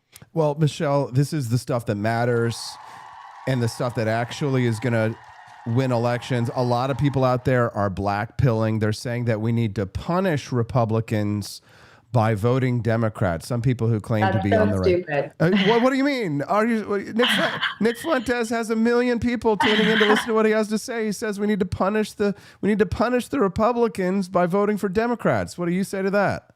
What's the phrase? It's you cut off your nose to spite your face. That's my mom said that all the time. Yeah, that's my mom would always say to me. That's what they're doing. That's it. So you're telling me that you would rather have Kamala Harris, AOC, these crazy nut job Democrats in there to what? Teach Republicans a lesson? They showed us. Now everybody's suffering. I mean, it's absurd. Yeah, it is ridiculous, but it does make for good chatter on podcasts, Michelle, and we are a podcast and after that's all. What it is. Now, I know. Hey, listen, I'm self-aware. It doesn't mean I won't pat myself on the back for at least seeing the grift. Now, let's talk about the Save America Act. Trump signed an executive order requiring the Department of Homeland Security to build a federal voter eligibility list. It passed the House. Steve Bannon says ICE will patrol polling stations. What do you guys think? Is this the right way to go, or does this hurt the ground game, help the ground game? So we are with Trump on this, and we will adjust strategy with whatever way we need to. Obviously we're waiting to see what happens here, but at the end of the day, we stand with Trump, and we want the most secure elections possible as well. You look at how much fraud has happened over the past 4 years, and it's alarming. And, we're going into another year in which tensions are high. We want to ensure we can do everything possible to ensure only Americans can vote. And to be clear, as great of a job as ICE has been doing, we let in around 15 million people into this country. I think we all have stories. For instance, I had a friend in California. His housekeeper voted multiple times. She's an illegal immigrant, was able to vote in American elections. And that's just one instance. I know we all have different stories. We cannot be having that happen moving forward. Trump signed an executive order for the DHS to build this federal voter eligibility list. It sounds to me like he really is making a play for security in our elections. And I agree with you. I stand with Trump on this issue, and I think people really should. It's not a matter of just supporting someone because he's the president, but I do think that there are problems with irregularities in the American voter system, and there have historically been problems with the voter system. Democrats will talk out of both sides of their face on this. They'll say on one side it's not a problem, and then they'll, even in the same press conferences, I see them saying, well, somebody's voted 2 or 3 times and happens to be from Africa, but it's not a problem. But you're racist, Austin. I'm a racist for pointing it out. If you ask them to show ID, just remember that. Yeah, if I don't want illegal aliens in Somalia enriching powerful U.S. Congress people who have accounting and tax problems, then I'm a racist. So now let's talk about the Democrats real quick, Michelle. I'm not sure how keen you are to their strategy, but they have about 20 House incumbents that are facing these very progressive primary challengers. Does the fractured Democratic primary field change the targeting strategy? Do you look at some of the Democrats and their primaries and say, maybe we need to put some pressure in this race because they've got some lunatic lefty that we can exploit? Yeah, and you definitely do see that, right? You see Republicans getting involved. And for instance, we saw that in Texas just now as well. Republicans getting involved, trying to push out the worst of two situations. But at the end of the day, I will say this, and I will give this to the Democrats. They do tend to stick together, especially on massive issues, especially when you have some of these outrageous candidates. And that's something that the Republicans need to get together, especially in the next few months. But with the Democrats, you were seeing money pour in. We just had a report exposing how much money Soros and other people poured into the Democratic Party and Democratic causes. You're seeing these massive protests that are funded by Democrats, perfectly executed, by the way. Democrats have had a strategy. They've been doing it for quite a while, and that's where we're really trying to step in and show them up at their own game. Michelle Backus from Citizens Alliance joining us live right now. Don't forget to click the like button if you like it. So give me a concrete picture, Michelle, a precinct level win. What does that look like for Citizens Alliance in November? Like from beginning to end, how does Citizens Alliance take a Republican and get them through that election? Yeah, so I think the biggest thing is identifying, right, who the best Republican candidate is. And we are America first at the end of the day. So which candidate is going to represent the needs and wants of American citizens? Obviously not rhinos, obviously not anyone who is going to go against that ideology. So we look at that, and then we look at the polling, and we look at where that candidate is and everything. And from there, we're able to build out a ground game and look at what's happening. We look at the voter registration, the data, seeing who in that area did not turn in their ballot yet. So by that, we get the data. And from there, we deploy a ground game. And this could be pretty large. It can be pretty small, depending on the area. And we hire a ton of different people. We put them up in Airbnbs. We give them stipends. And their job specifically is to go chase ballots on behalf of Republicans. And in this situation, it would be whatever Republican candidate we are looking out for and trying to support to ensure that they get over the finish line and there are no discrepancies there. Michelle, my viewers are very keen on this kind of stuff. There are some podcasters have been making merch that have hats and shirts that say low IQ, but I think I need to make some merch for my people. It just says high IQ because they tend to be. No, I'm not just like patting them on the butt. They really are very special, and they're very active, and they take action. And they're not the type. My type of audience is not the type of audience that just clicks in, posts some toxic rage bait, and disappears. My people actually show up to events. They sign petitions. Some of them even door knock and get involved directly in these campaigns, Michelle. So you're talking to a very savvy audience here. For everybody who's listening right now and they want to help Citizens Alliance, how do they find out what you're doing? What do you need from our people today? I would love for everyone to just learn more about Citizens Alliance. First and foremost, go ahead and go look us up online. You can look up the PA Chase. We're doing it in a ton of states right now, looking ahead to midterms. So please just educate yourself if you want to get involved. If you know anyone, we hire everybody to come chase ballots. So if you're looking for extra work even, definitely reach out because we would love to have you. We're gearing up for midterms. It's not too early. We want to have a pretty extensive ground game this year. And of course, if you can, we would love the donations. Like I had mentioned before, these donations aren't going into thin air. These are going towards tangible things to chase ballots and get Republicans winning and get midterms in our favor, because I know a lot of us are concerned about it. We're going to do everything we can. The only thing more important than donating to the Wake Up America show on the For Liberty Network is to donate to Citizens Alliance that goes and chases ballots. And I'm so grateful for the relationship that I have with you guys, Michelle, because it really is symbiotic, because deep down, ideologically, at my core, what I want is for good America first, America-loving Republicans who love liberty to win their elections, Because, I mean, I don't know if you saw this, but this major Democrat over the weekend was talking about how they need to make Puerto Rico the 51st state in order to ensure that the Democrat and Washington, D.C., to turn the tide so that there are 4 more Democratic senators so that they can be more tyrannical over the rest of this country. I mean, Michelle, we've got to have a strategy to counter that, don't we? And that's the thing, right? Instead of Republicans fighting, we need to be countering that because the Democrats are grasping at straws. They're doing anything they can. And as we've seen before, they will stop at nothing to try and obtain more power. So that's what we're doing. We're doing boots on the ground work here. And my biggest ask, Austin, we've been talking about this, is for us to focus on what matters. America First Republicans, getting midterms, getting Republican candidates elected, rather than all the little petty things that we all know the podcasters love to chat about. We do love to chat about what the podcasters love to chat about here. Joe Rogan, looking at you. Hey. I appreciate it. Hey, Michelle, is there anything else that we missed or anything else you want to share before we let you go today?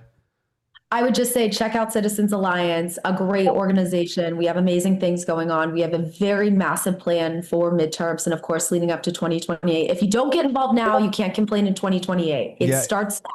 Exactly. Check them out. They're patriots. Thank you, Michelle. Have a wonderful day. That's me. I'm Austin Peterson. Thanks so much for tuning in to the Wake Up America show. I'm so glad and grateful to have you here. I know that the election chatter stuff can be a little bit and it seems like it's early, but I'm trying to get out ahead of it early, guys, because you know me. I'm a dedicated, sincere, committed activist to try and protect American individual liberty to the greatest extent possible.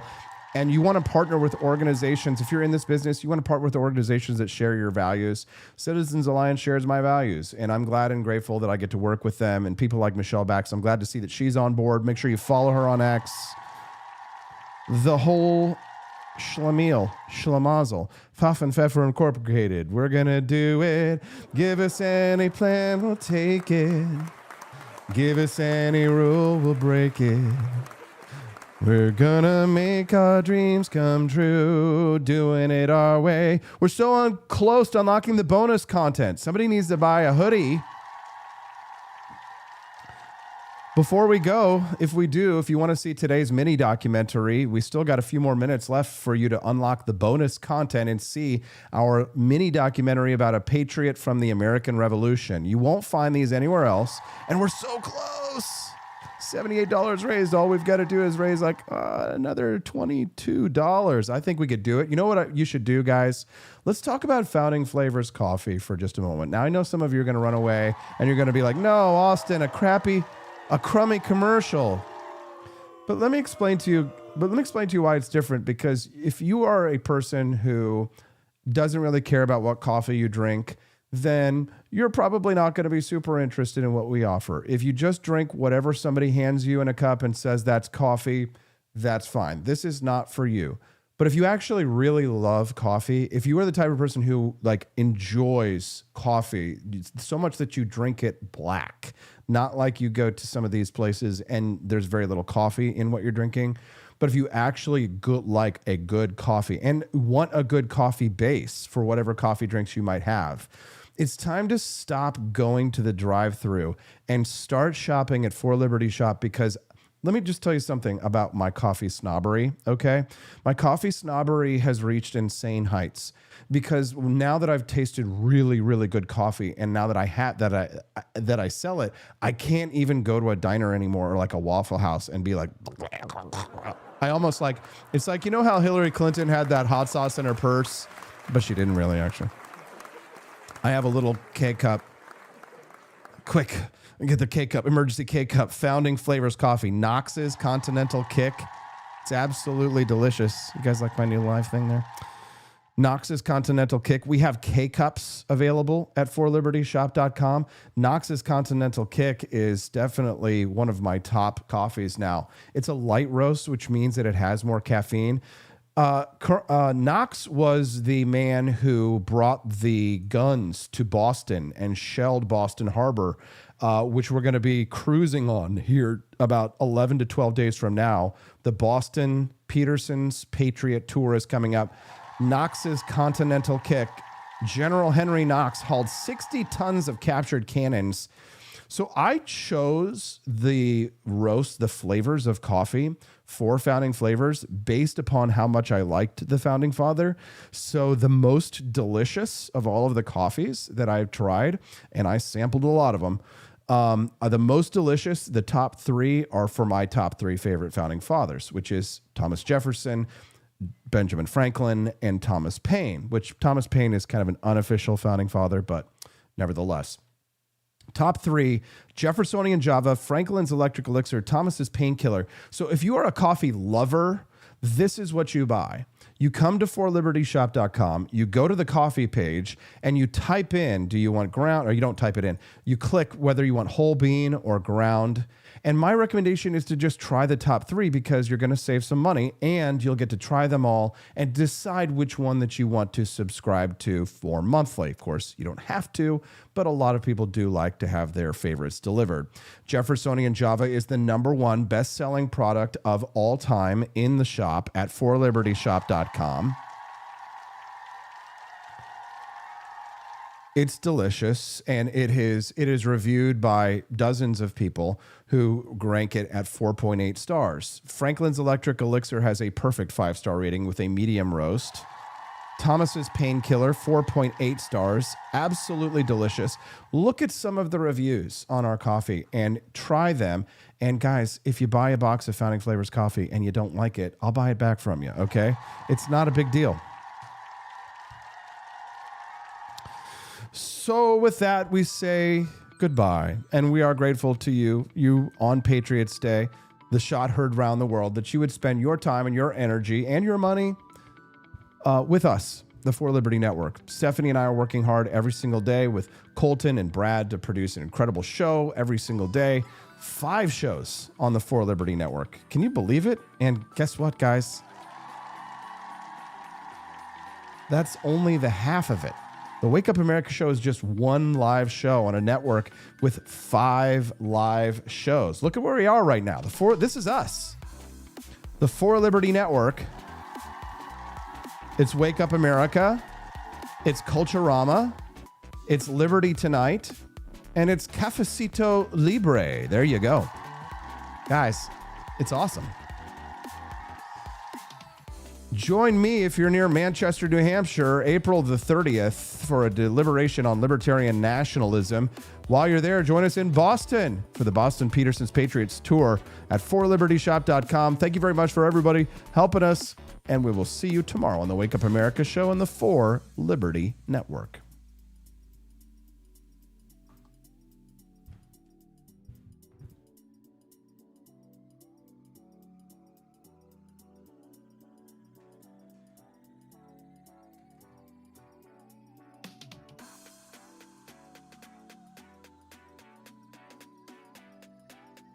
In a city where businesses never sleep, the technology still crashes.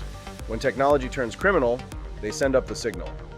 He's not a myth, and he's definitely not your nephew who knows computers. He installs, he protects, he backs it up, he keeps your business online and out of trouble.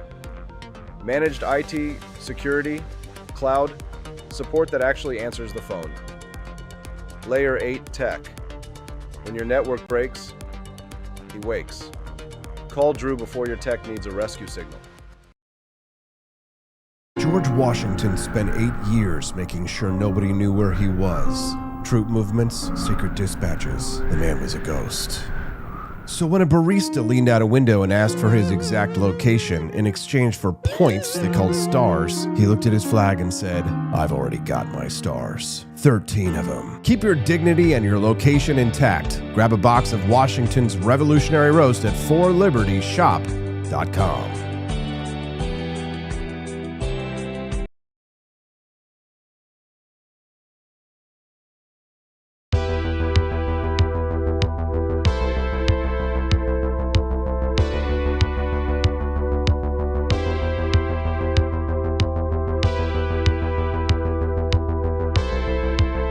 Are you tired of the strange radioactive effects of leftist culture?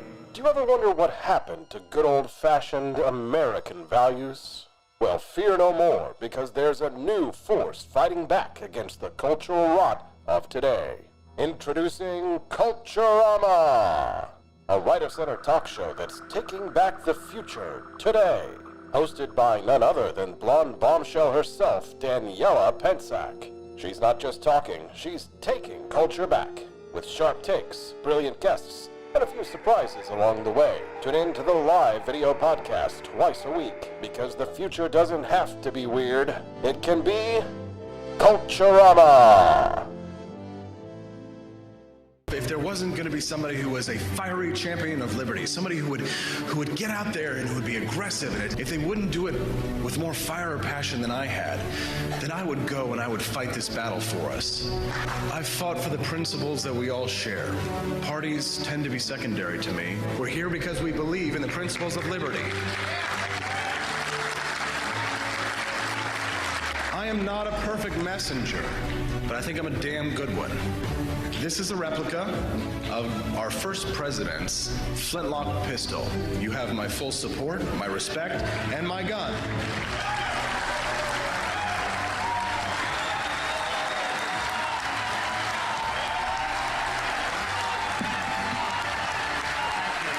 I think that at the heart of my philosophy is much more libertarianism than well, that's the fashionable word these days, I guess. A conservative is no longer just that. He's a libertarian, and always has been.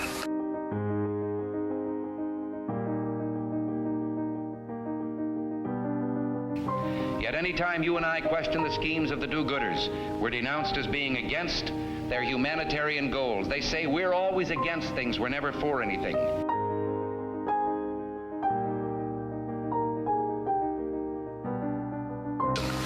What is fascism? Fascism is private ownership, private enterprise, but total government control and regulation.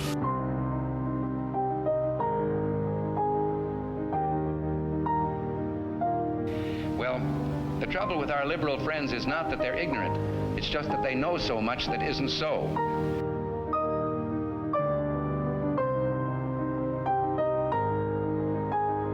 If we lose freedom here, there's no place to escape to. This is the last stand on earth.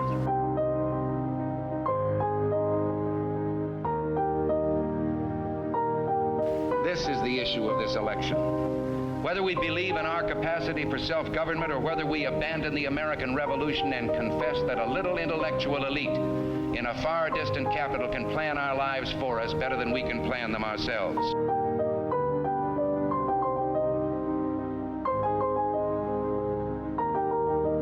The conservative, so-called, is the one that says less government, get off my back, get out of my pocket, and let me have more control of my own destiny.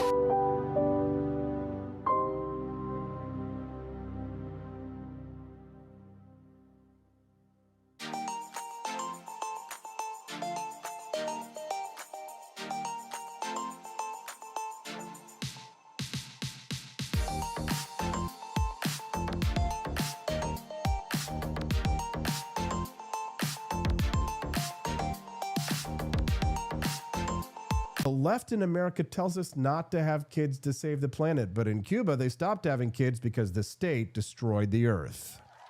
Collectivism doesn't create justice. It creates shortages, corruption, and power for the few. I've not just seen it, I've lived it. My family escaped it. Now, the same failed ideas are being sold to a new generation. I'm here to expose the lie and defend liberty. From Cuba to Argentina to the United States, the freedom movement is rising. Cafecito Libre is the exile voice of economic truth.